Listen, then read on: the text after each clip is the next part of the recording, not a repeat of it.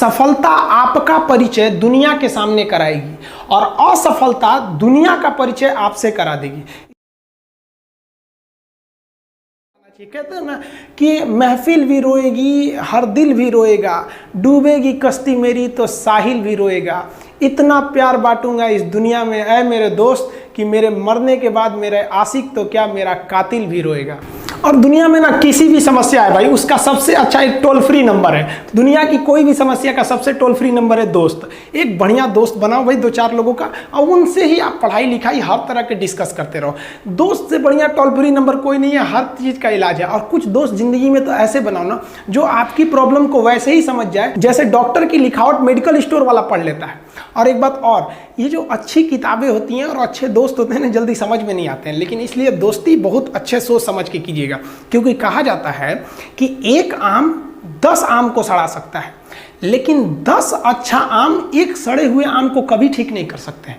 इसलिए अगर आपको कोई आपके सर्किल में, कोई आपके करियर में कोई बाधा आता है तो तुरंत बाहर कीजिए, उनसे कोई इग्नोर मत कीजिए।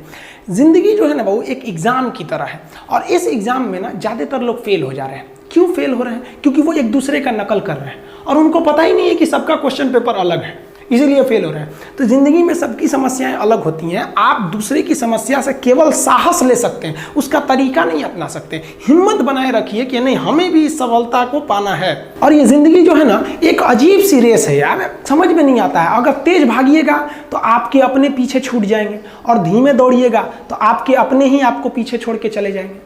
इसलिए ज़िंदगी की रफ्तार इतनी बनाए रखो यार कि भले दुश्मन आगे निकल जाए लेकिन एक दोस्त पीछे नहीं छूटना चाहिए। अपने ज़िंदगी में हौसला बना के रखिए।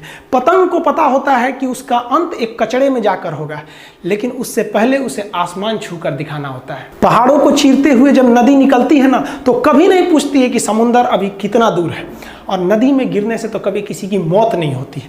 मरता तो वही है जिसे तैरना नहीं आता है। तो हम सब परिस्थितियों के आगे हार जाते हैं, हम हार जाते हैं। परिस्थितियां सबके सामने होती है, जो डट के रहा उसे मंजिल मिली, और जो नहीं डटा वो हार के चला गया। जब हमारे पास परिस्थितियां आती हैं, हम घिर जाते हैं चारों ओर से, तो हम परिस्थितियों को दोष देने लगते हैं, न कि उस परिस्थितियों से निकलते हैं। कोई मस्जिद जाता है, कोई मंदिर जाता है, कभी सोचा है भगवान को कितना बुरा लगता होगा? सोचते होंगे कि बंदा केवल हमसे मांगने ही आता है, यार कभी मिलने भी आया करो। हमको तो लगता है किसी दिन भगवान निकल के बोलेंगे कि यार केवल तुम लोग हमसे मांगने ही आते हो, कभी मिलने भी आया करो। तो भगवान से या अल्लाह से सबसे एक दुआ मांगिए कि आप हमको मुसीबत देना है, आप दीजिए। आप जिस तरह से हमें खुशी देते हैं उसी तरह से हम आपके दिए गए दुखों को भी अपनाएंगे, लेकिन हाँ, उस दुख से लड़ने की हिम्मत भी जरूर दीजिएगा। और सबको अपने अपने कर्मों का पता होता है, यूं ही गंगा किनारे इतनी भीड़ नहीं लगी रहती।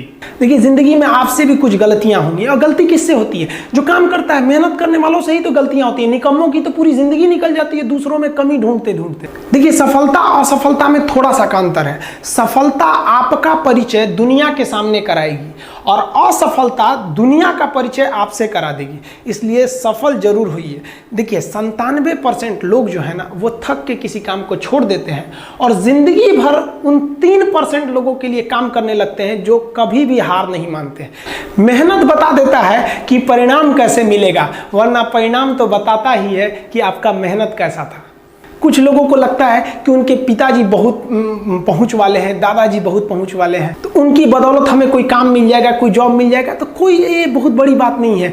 पहचान से मिला काम बहुत देर तक नहीं रहती है, लेकिन काम से मिलने वाली पहचान आजीवन रहती है। हम स्टूडेंट्स को कहना चाहेंगे, आजकल स्टूडेंट्स को पता नहीं क्या हो गया है ना, सोचना वो लड़की के पीछे पगलाया है, कहता है कि लव हो गया। भाई दुनिया में लव नहीं होता है किसी से, ये एक अट्रैक्शन है सबको। मान लीजिए मेल है तो उसे फीमेल से होगा, फीमेल से है तो उसे मेल से होगा। तो कोई कैसे कहेगा कि हम तुम्हारी ओर अट्रैक्ट हो रहे हैं? तो उसको छुपाने के लिए कहता है हमको लव हो गया। भैया लव अब नहीं हो गया। अगर आपसे कोई कहता है ना कि आपको वो आपसे ट्रू लव करता है, तो उससे कहिएगा कि हमको अभी मेरा किडनी खराब हो गया, 1 लाख रुपए की ज़रूरत है, नहीं देगा।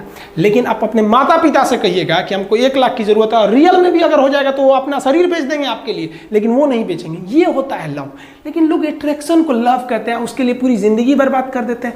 ये सब बाबू गलत चीज़ है। जो आप अपना देखिए, आप अपना करियर छोड़ के अगर इस सब चीज़ में जाइएगा तो पूरी लाइफ बर्बाद हो जाएगी। आप जो रिश्ता खोजते हैं अपना कॉलेज में, कोचिंग में, ये सब परमानेंट रिश्ते नहीं हो सकते हैं। हाँ, आप गर्लफ्रेंड से शादी करेंगे तो ये आपके लिए बेस्ट लड़की होगी, लेकिन माँ बाप जो ढूंढ के लाएंगे, जो भगवान आपके लिए बनाया है, वो लड़की आपके लिए यूनिक होगी। If you will best you will number one, and if you will unique you will only one. तो याद रखिएगा, जो भगवान आपको बना के जोड़ता है ना, वो रिश्ता सबसे अच्छा होता है। अपने माँ बाप को देखिए ना, क्या झगड़े नहीं हुए, लेकिन आज भी वो लोग एक साथ रहते हैं। लेकिन फिर भी आप देखिए, आजकल के जो वेस्टर्न कल्चर आ गया, क्या वेस्टर्न कल्चर हो गया समझ में नहीं आता है। प्यार और छोहाड़ा, इसकी ज़िंदगी ना 1 साल होती है, 1 साल में ही खराब हो जाता है। ये वेस्टर्न कल्चर है, हमारी भारत की संस्कृति नहीं है। हम गर्व करते हैं, हमें अहंकार है, हमें गुरूर है अपने भारत की संस्कृति पर, जहाँ एक छोटी सी बच्ची भी गुड़िया खरीदती है ना, तो उसके लिए दुपट्टा खरीदती है।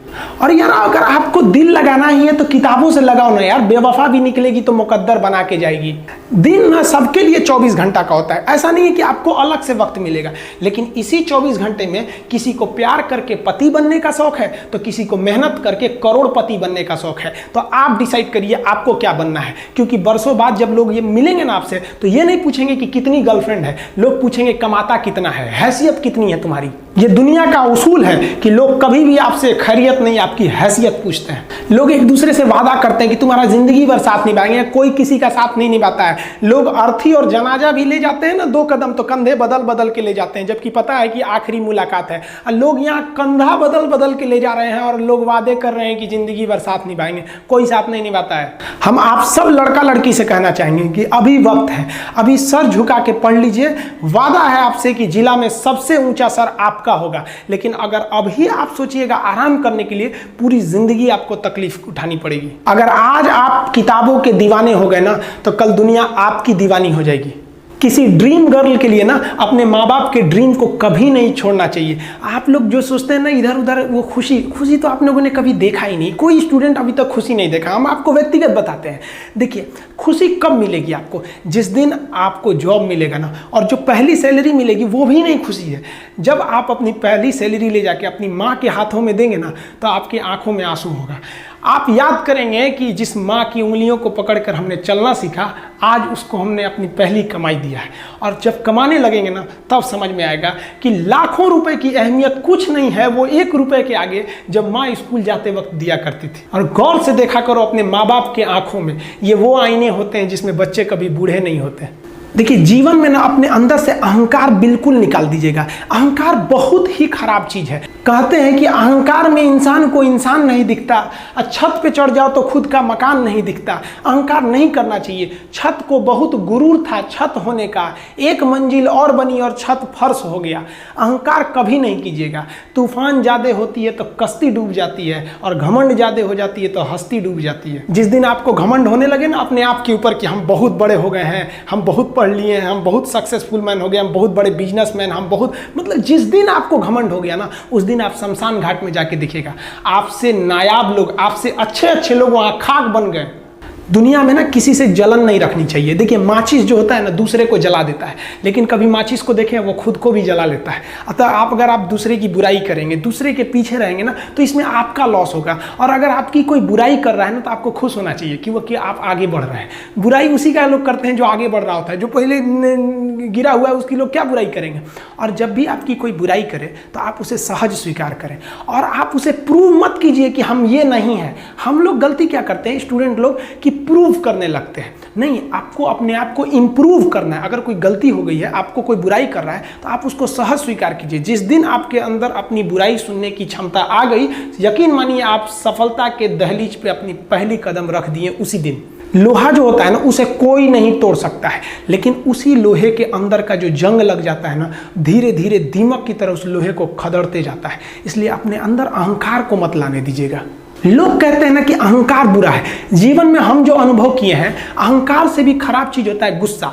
देखिए, अहंकार उत्पन्न ही नहीं होगा जब तक आपको गुस्सा नहीं आए। आप ऐसे नॉर्मल बैठे हैं और आप किसी से कहिएगा कि तुम्हारी क्या औकात है, जब तक आपको गुस्सा ना आए। तो अहंकार एक पेड़ है और गुस्सा उस पेड़ का जड़ है। इसलिए गुस्सा जिस दिन आया उस दिन आप बर्बाद हो जाएंगे।